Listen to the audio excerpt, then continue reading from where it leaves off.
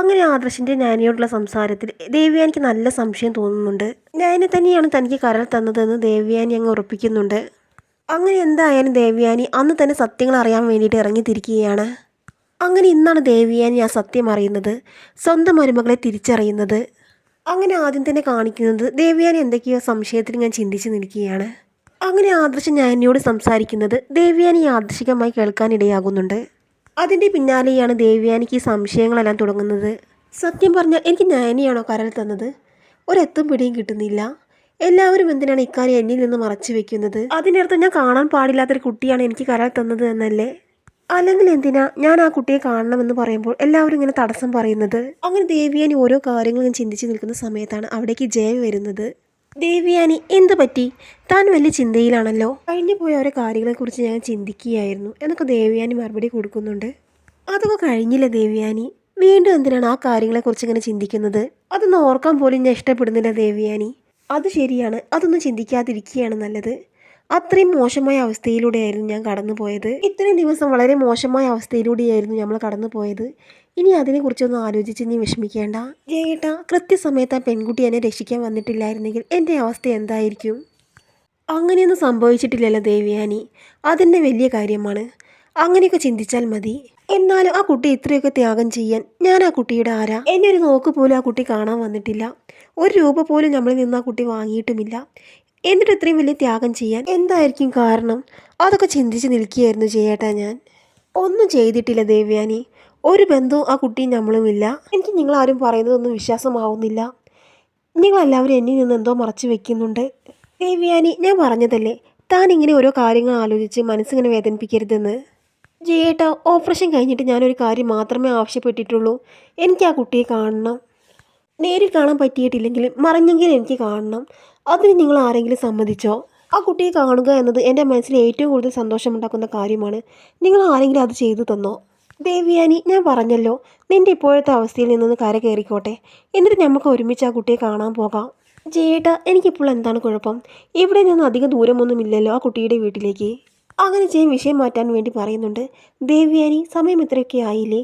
നീ രാവിലത്തെ ബ്രേക്ക്ഫാസ്റ്റ് കഴിച്ചോ? ഭക്ഷണത്തിന് ശേഷം നിനക്ക് മരുന്ന് കുടിക്കാനില്ലേ? ജയേട്ടാ, ആ കാര്യം എനിക്ക് നല്ലതുപോലെ അറിയാം. ഞാൻ ഭക്ഷണത്തിന് ശേഷം മരുന്ന് കഴിച്ചോളാം. ഇപ്പം ഞാൻ ചോദിച്ചതിനൊന്നും പറയാനില്ലേ? ഇതിനപ്പുറം എനിക്കൊന്നും പറയാനില്ല ദേവ്യാനി. തൻ്റെ നല്ലതിന് വേണ്ടിയിട്ടാണ് ഞാൻ ഇത്രയും നേരം പറഞ്ഞുകൊണ്ടിരുന്നത്. ഇനി തനിക്ക് എൻ്റെ വാക്കുകൾ കേൾക്കാൻ പറ്റിയിട്ടില്ലെങ്കിൽ അത് പോട്ടെ. ഇതും പറഞ്ഞ് ദേഷ്യം പിടിച്ചുകൊണ്ട് ജയൻ അവിടെ നിന്ന് പോവുകയാണ്. വീണ്ടും ദേവ്യാനി ഒരേ ഒരു ചിന്തയിലാണ്. തനിക്ക് ആരാണ് കരൾ തന്നത്? പിന്നെ കാണിക്കുന്നത് മുത്തശ്ശനെയും മുത്തശ്ശിയുമാണ്. മുത്തശ്ശി മുത്തശ്ശനോട് ചോദിക്കുന്നുണ്ട്, അതെ, ഞാൻ മോളെ എന്നാ ഇങ്ങോട്ട് വരിക? അറിയില്ലയുടെ വസുന്ധരെ, നമ്മൾ അവരുടെ മുത്തശ്ശനെയും മുത്തശ്ശിയുമല്ലേ. അതുകൊണ്ട് സ്വന്തം അച്ഛനമ്മമാരുടെ സ്ഥാനത്ത് നിന്ന് അവരെ വിളിച്ചുകൊണ്ട് വരാൻ പറ്റില്ലല്ലോ. ദേവ്യാനിയുടെ മനസ്സ് എന്തെങ്കിലും മാറുമോ എന്ന് ചിന്തിക്കാം. അങ്ങനെയാണല്ലോ നമ്മൾ ചിന്തിച്ചത്. എന്തെങ്കിലും അത്ഭുതം സംഭവിക്കാതിരിക്കില്ല. അത് കേട്ട് മുത്തശ്ശി പറയുന്നുണ്ട്, ഇത്രയും ദിവസം ഒരു അത്ഭുതവും സംഭവിച്ചിട്ടില്ലല്ലോ. ദർശനം കഴിഞ്ഞ പാടെ തന്നെ അത്ഭുതം സംഭവിച്ചു എന്ന് വരില്ല.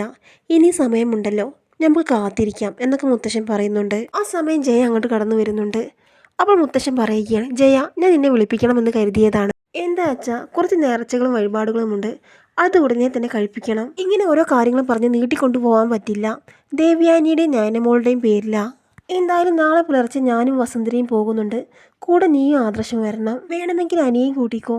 ശരി അച്ഛാ, ഞാൻ ആദർശനോട് പറഞ്ഞോളാം. ആ സമയം മുത്തശ്ശി ചോദിക്കുന്നുണ്ട്, ജയ, നിന്റെ മുഖം കണ്ടിട്ട് എന്തോ പറയാനുള്ളത് പോലെ. എന്താ ജയ, എന്താ കാര്യം എന്ന് മുത്തശ്ശൻ ചോദിക്കുന്നുണ്ട്. അത് പിന്നെ അച്ഛ, ദേവ്യാനിയുടെ കാര്യം തന്നെയാ. ദേവ്യാനിക്ക് എന്ത് പറ്റി? ഒന്നും പറയണ്ട അച്ഛ, ഏത് നേരവും തനിക്ക് കരൾ തന്ന പെൺകുട്ടിയെ കാണണമെന്ന് പറഞ്ഞ് ഒരേ ഒരു വാശിയിലാണ് ദേവ്യാനി. ആ കാര്യം ദേവ്യാനി ഇതൊരു വിട്ടില്ലേ ജയ? ഇല്ല അച്ഛ. എന്തായാലും സ്വന്തം ജീവൻ രക്ഷിച്ച ആളല്ലേ, ആർക്കായാലും കാണണമെന്ന് തോന്നില്ലേ? ആ ഒരു ആഗ്രഹം തന്നെയാണ് ദേവ്യാനിക്കും. അപ്പോൾ മുത്തശ്ശൻ പറയുന്നുണ്ട്, എങ്ങനെയാണ് നയനമോളെ കാണിച്ചു കൊടുക്കുക? നയനമോളാണ് കരൾ തന്നതെന്ന് അറിഞ്ഞാൽ ദേവ്യാനിയുടെ റിയാക്ഷൻ എങ്ങനെയാണെന്ന് അറിയില്ല. ദേവ്യാനിയുടെ ഹെൽത്ത് ഇപ്പോൾ ഓക്കെ ആയിട്ടുമില്ല. ദേവ്യാനി ഈ സത്യം പറഞ്ഞാൽ നയനമോളുള്ള ദേഷ്യം സ്വന്തം ശരീരത്തോട് കാണിക്കുമോ എന്നാണ് എൻ്റെ പേടി എന്നൊക്കെ ജയൻ പറയുന്നുണ്ട്. നയനമോളെ ദേവ്യാനി സ്നേഹിച്ചു തുടങ്ങണമെന്നാണ് എൻ്റെ ആഗ്രഹം എന്നൊക്കെ ജയൻ പറയുമ്പോൾ, അതൊന്നും ആലോചിച്ച് വിഷമിക്കേണ്ട ജയ, അതല്ല നമ്മൾ വിചാരിച്ചതുപോലെ തന്നെ സംഭവിക്കും. അതിനു വേണ്ടിയല്ലേ നിങ്ങൾ മല ചവിട്ടിയത്, എല്ലാം ശരിയാകും. പെട്ടെന്ന് അതിനുള്ള പ്രതിഫലം കിട്ടിയെന്ന് വരില്ല. അപ്പോൾ മുത്തശ്ശി പറയുന്നുണ്ട്, ജയ, നീ വിഷമിക്കേണ്ട. ദേവ്യാനി മരുമകളെ നെഞ്ചോട് ചേർത്ത് പിടിക്കുന്ന ദിവസം വരും. ആ ഒരു നിമിഷത്തിന് ഞാനും നിൻ്റെ അച്ഛനും കാത്തു നിൽക്കുന്നത്. അപ്പോഴാണ് ജലജ അങ്ങോട്ട് വരുന്നത്. ഏത് നിമിഷത്തിന് അച്ഛനും അമ്മയും എന്തൊക്കെയാണ് ഈ പറയുന്നത്? അപ്പോൾ മുത്തശ്ശൻ മനസ്സിൽ ചിന്തിക്കുന്നുണ്ട്, ഇവൾ പറയുന്നതെല്ലാം ഒളിഞ്ഞു കേൾക്കുകയായിരിക്കും. അപ്പോൾ മുത്തശ്ശി ചോദിക്കുന്നുണ്ട്, എന്താ ജലജെ, നിനക്ക് എന്തെങ്കിലും പറയാനുണ്ടോ? ഞങ്ങളൊക്കെ പറഞ്ഞിട്ട് എന്ത് കാര്യം? ഇവിടെ ആരെങ്കിലും ഞങ്ങളുടെ വാക്കിന് വില കൽപ്പിക്കുന്നുണ്ടോ? അപ്പോൾ ജയൻ ചോദിക്കുകയാണ്, അതെന്താ ജലജെ, നിനക്ക് എന്താണ് ഇവിടെ കുറവ്? ഒന്നും പറയേണ്ട ജയേട്ടാ, ഇവിടെ കുറവേ ഉള്ളൂ. അത് കേൾക്കുമ്പോൾ ജയൻ അങ്ങ് ദേഷ്യം വരുന്നുണ്ട്. അതെ, നിനക്ക് ഇവിടെ എന്ത് കുറവാണുള്ളത്? അതൊന്നും നീ പറഞ്ഞേ. ഞാനൊന്നും പറയാൻ വരുന്നില്ലേ? ഞാൻ എന്തെങ്കിലും പറഞ്ഞാൽ ഇവിടെയുള്ളവർക്ക് കുറ്റാ. അപ്പോൾ മുത്തശ്ശി ചോദിക്കുന്നുണ്ട്, പിന്നെ എന്തിനാണ് നീ ഇങ്ങോട്ട് വന്നത്? നിനക്കൊന്നും പറയാനില്ലെങ്കിൽ പിന്നെ എന്തിനാണ് നീ ഇങ്ങോട്ട് വന്നത് എന്നൊക്കെ ചോദിക്കുകയാണ് മുത്തശ്ശി. എന്തെങ്കിലും പറയാനുണ്ടെങ്കിൽ മാത്രമേ അച്ഛൻ്റെ അമ്മയുടെ അടുത്തേക്ക് വരാൻ പറ്റുകയുള്ളൂ എന്നൊക്കെ ജലജ ചോദിക്കുന്നുണ്ട്. അപ്പോൾ ജയൻ ചോദിക്കുന്നുണ്ട്, അപ്പോൾ നീ സുഖവിവരം അന്വേഷിക്കാൻ വേണ്ടി വന്നതായിരിക്കും. ഒരാഴ്ചയായല്ലോ അച്ഛനെയും അമ്മയും കണ്ടിട്ട്. ഇപ്പോൾ അങ്ങോട്ട് വന്നതാണോ കുറ്റം? എന്നാൽ ഞാൻ പോവുകയാണ് എന്നും പറഞ്ഞ് ജലജ അവിടെ നിന്ന് പോകുന്നുണ്ട്. അപ്പോൾ ജലജ ഇങ്ങനെ ചിന്തിക്കുന്നുണ്ട്, ഒന്നും അങ്ങ് അറിയാൻ പറ്റിയില്ല. എന്തായാലും ഏട്ടത്തെയും ഞാനെയും കുറിച്ചാണ് ഇവരിങ്ങനെ സംസാരിക്കുന്നത്. ഇതിന് മാത്രം ആ പെണ്ണിന് എന്താണ് പ്രശ്നം? ഇതൊന്നും അറിയാൻ എന്താണൊരു വഴി? ഒരു മാർഗമുണ്ട്. ഇതും പറഞ്ഞ് ജലജ നേരെ പോകുന്നത് അബിയുടെയും നവ്യയുടെയും റൂമിലേക്കാണ്. ആ സമയം നവ്യ പറയുന്നുണ്ട്, ആരെ ഡോറിൽ മുട്ടുന്നുണ്ട് അബി? നീ ഒന്ന് പോയി തുറന്നു നോക്കിയേ. നവ്യ, എൻ്റെ കാലിന് വയ്യാതിരിക്കുകയല്ലേ, നീ ഒന്ന് പോയി തുറന്നു നോക്ക്. ഇത് വലിയ കഷ്ടമാണല്ലോ എന്നും പറഞ്ഞ് നവ്യ ഡോറ് തുറക്കാൻ വേണ്ടി പോകുന്നുണ്ട്. നിന്റെ അമ്മയാണെന്നാ തോന്നുന്നത് എന്നും പറഞ്ഞ് നവ്യ ഡോറ് തുറക്കുന്ന സമയത്ത് ജലജ മുന്നിലുണ്ട്. നീ ഇവിടെ ഉണ്ടായിരുന്നോ?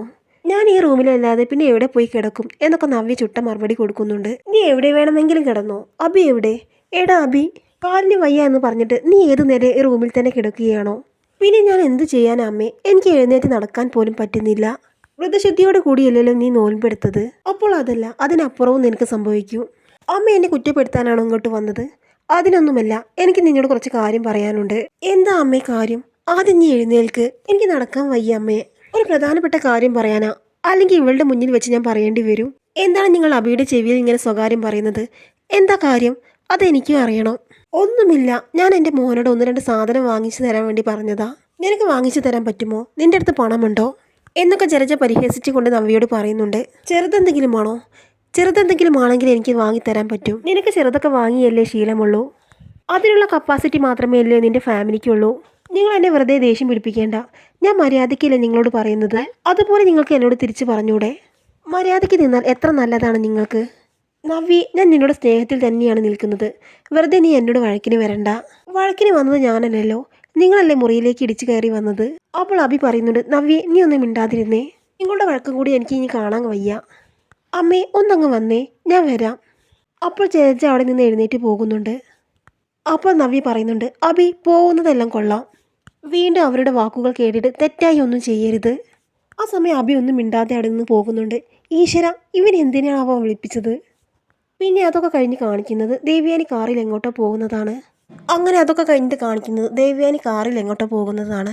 എന്നിട്ട് ഡ്രൈവർ ചോദിക്കുന്നുണ്ട്, മേഡം ഇത് തന്നെയല്ലേ പറഞ്ഞ സ്ഥലം? അതെ, ഇത് തന്നെയാണ് ഞാൻ പറഞ്ഞ സ്ഥലം. പിന്നെ ഇവിടെ കുറച്ച് നേരം വെയിറ്റ് ചെയ്യേണ്ടി വരും.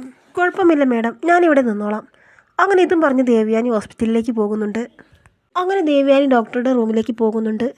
മേഡം, എന്താ പ്രതീക്ഷിക്കാതെ ഇങ്ങോട്ടൊരു വരവ്? എന്തെങ്കിലും വയ്യായിക ഉണ്ടോയെന്ന് ഡോക്ടർ ചോദിക്കുന്നുണ്ട്. ഒന്നുമില്ല ഡോക്ടർ. പിന്നെ എന്തു പറ്റി? സംസാരത്തിലൊക്കെ തളർച്ച പോലെ. അങ്ങനെ ദേവ്യാനി ഡോക്ടറുടെ മുന്നിൽ ഇരുന്ന് കൊണ്ട് ചോദിക്കുകയാണ്, ഡോക്ടർക്ക് ഇപ്പോൾ തിരക്കുണ്ടോ? തിരക്കൊന്നുമില്ല എന്ന് ഡോക്ടർ പറയുന്നുണ്ട്. ഡോക്ടർ, എനിക്കൊരു സത്യം അറിയണം. അതിനു വേണ്ടിയിട്ടാണ് ഞാനിപ്പോൾ വന്നത്. സത്യമൊക്കെ ഞാൻ അറിഞ്ഞു കഴിഞ്ഞു. അതൊന്ന് ഉറപ്പുവരുത്താൻ വേണ്ടിയിട്ടാണ് ഞാനിപ്പോൾ ഇങ്ങോട്ട് വന്നത്. എന്തു പറ്റി? മേഡം കാര്യം പറഞ്ഞാലല്ലേ മനസ്സിലാകൂ. എനിക്ക് കരൾ തന്ന പെൺകുട്ടിയെക്കുറിച്ച് അറിയണമെന്നൊരാഗ്രഹം. പക്ഷെ ആരോട് ചോദിച്ചിട്ടും പറഞ്ഞു തരുന്നില്ല. ഇതിൻ്റെ വീട്ടുകാർ പറഞ്ഞതുപോലെ തന്നെയാണ് എനിക്കും പറയാനുള്ളത്. ആ കുട്ടിക്ക് ആരെയും കാണണമെന്നില്ല, പ്രത്യേകിച്ച് മേഡത്തിന്. ആ കുട്ടിക്ക് ഒരാളെ രക്ഷപ്പെടുത്തുക എന്ന് മാത്രമേ ആഗ്രഹമുണ്ടായിരുന്നുള്ളൂ. ആ കുട്ടി മേഡത്തിനെ രക്ഷിച്ചില്ലേ? അതുകൊണ്ട് തന്നെ ആ കുട്ടിയുടെ പെർമിഷൻ ഇല്ലാതെ എങ്ങനെയാണ് ആ കുട്ടിയുടെ ഡീറ്റെയിൽസ് മേഡത്തിന് തരിക?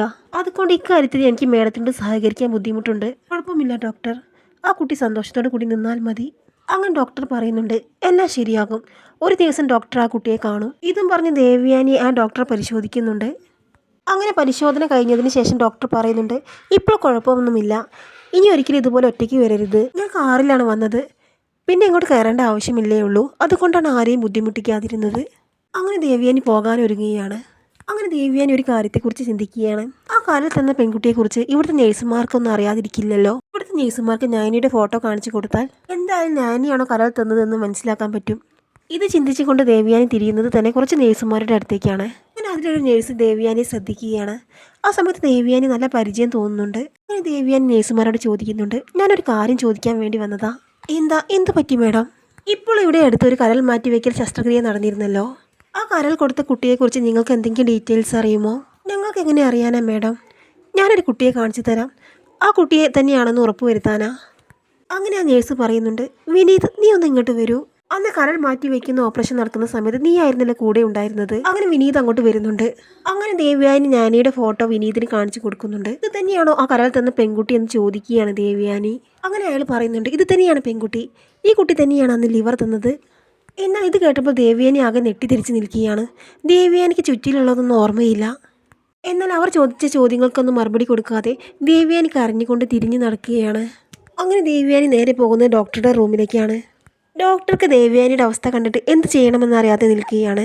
അങ്ങനെ ദേവ്യാനി കരഞ്ഞുകൊണ്ട് പറയുകയാണ്, ഡോക്ടർ നിങ്ങളെല്ലാം മറച്ചു വെച്ചത് ഇതായിരുന്നല്ലേ? ഞാൻ ഏറ്റവും കൂടുതൽ വെറുത്ത നയനമോളായിരുന്നില്ലേ എനിക്ക് കരൾ തന്നത്? എന്തിനാണ് ഡോക്ടർ ഇക്കാര്യം എന്നോട് മറച്ചു വെച്ചത്? നയനയാണല്ലേ എന്നെ സഹായിച്ചത്? ഇതും പറഞ്ഞ് ദേവ്യാനി അവിടെ ഒരേ ഇരിപ്പിലിരുന്ന് കരയുകയാണ്. അങ്ങനെ ദേവ്യാനി നേരെ നയനെ കാണാൻ വേണ്ടിയിട്ട് നയനയുടെ വീട്ടിലേക്ക് പോകുന്നുണ്ട്.